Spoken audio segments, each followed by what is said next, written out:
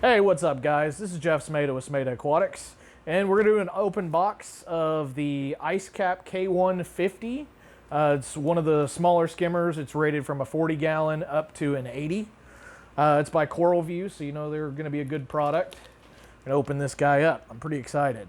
So these things retail for about $140. So in its price point, there's pretty much nothing. So,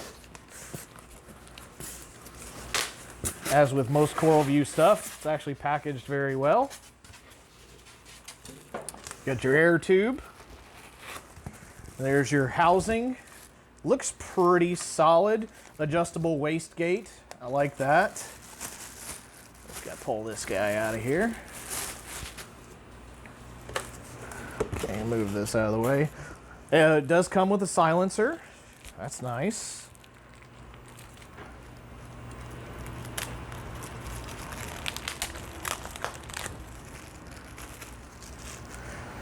Okay, let's see what we got here. Looks like we got a hanging bracket. Looks like we could bracket on to do a hang-in style, or for maybe for more support. It's a decent sized skimmer cup, and it actually has a separate spot for a drain. That's kind of cool on something that size. So you could do an external drain pipe or a reservoir. Looks like we got a pump here.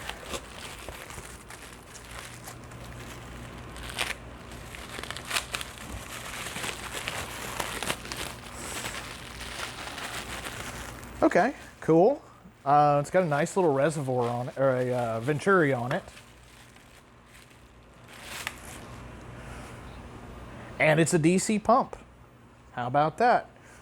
I don't know that you'd get any control out of this, but it does happen to have a DC pump. And it's got a bubble plate.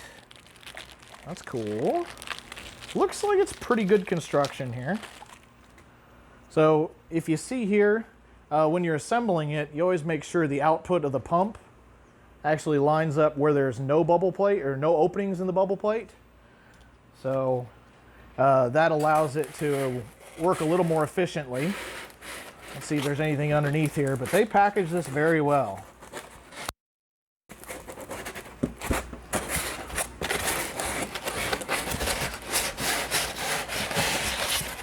Okay, nothing else in the box. That's good. Good for shipping. All right, guys, since we didn't have any instructions, we went ahead and pulled the housing off of the bottom bracket.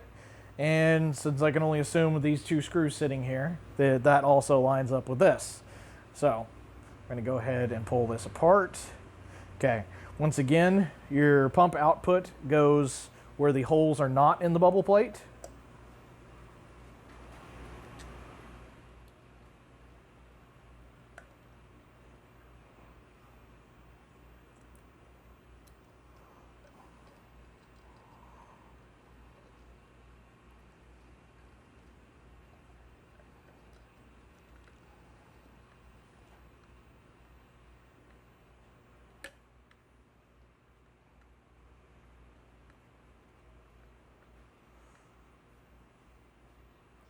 Okay, we got that together. We're gonna go ahead and put this housing on. So, looks like the output can go either to the side or to the other side, as opposed to where your pump output is gonna go, or input is gonna go. So we're gonna go ahead and tighten these up.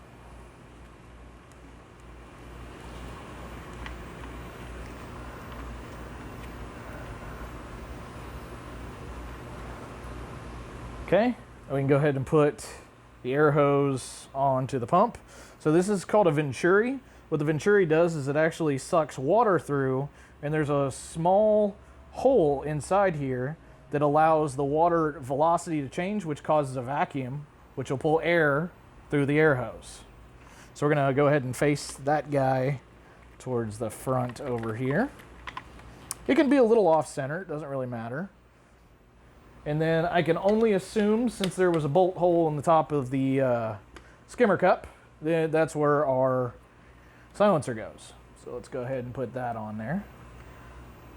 So basically, when you want to clean out the top housing, looks like you're gonna have to take the airline off as well. Not a huge deal, but you know, that's something that they might have put a little more thought into. Okay, so that'll go right on here, and that'll go right on here. Kind of a tight fit on here.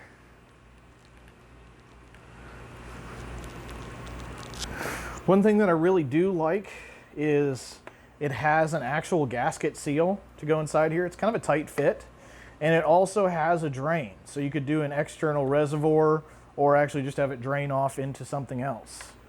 So we got that to go there.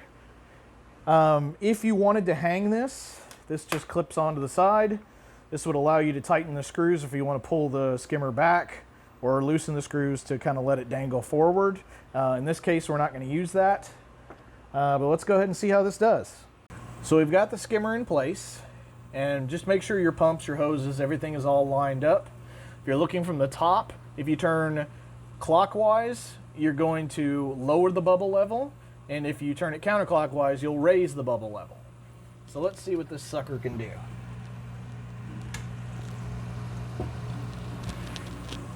There we go, producing some bubbles. It's not too bad on noise either. I'm going to go ahead and lower that. So I'm turning it counterclockwise to bring the bubble level up. So there's going to be a break-in process with any new skimmer. So generally you set it a little on the low side because it's going to start becoming more efficient as there becomes a little more slime coat inside there.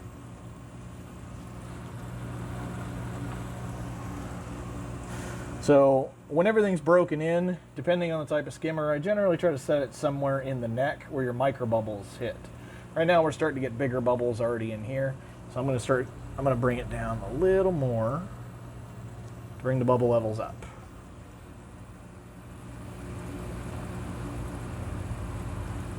See, we're already starting to get our bigger bubbles up towards the top, and that's kind of what we're looking for. So we'll let this thing break in for a day or so and see how it goes.